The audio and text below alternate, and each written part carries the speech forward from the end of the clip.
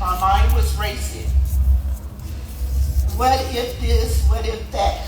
One day as I was on my way home from work, I got the call. You all know how the call can be. My nerves were all over the place when I heard the word, you have breast cancer in your right breast. I went into shock and began to cry.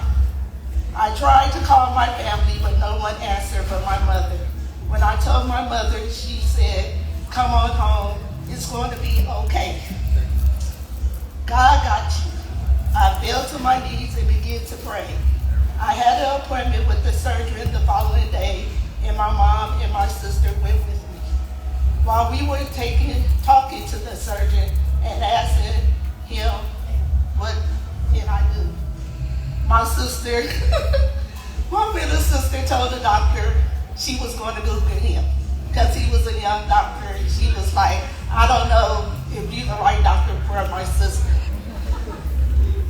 The surgeon asked me if I wanted to remove the right breast or just remove the cancer. Without hesitation, my sister and my mom was like, no, remove the cancer. I had the surgery on November 5th, 2018. I was scared and nervous about having the surgery, but I knew with God all things are possible. Plus the support of my family, my daughter, my sister, my mother, my nieces and nephew, my goddaughter, her mom, dad, her whole family. I knew I was going to be okay.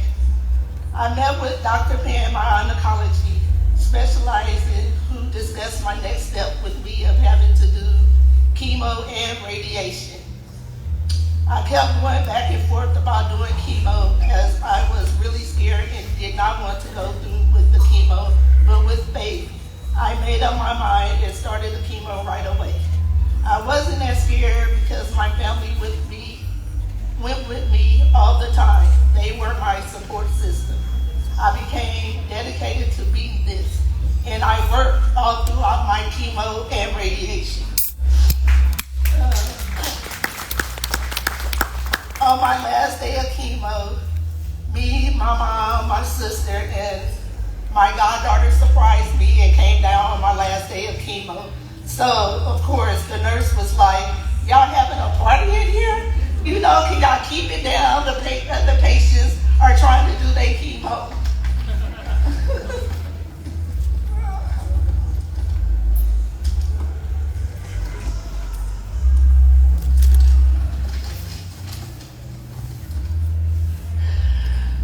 The hardest part of going through chemo was losing my hair. I cried so hard, but I got through it with the grace of God because I am a survivor. The hardest part of it all was the thought of me leaving my only daughter, Siobhan, and my grandkids behind. I fought and fought every day to beat cancer, and I was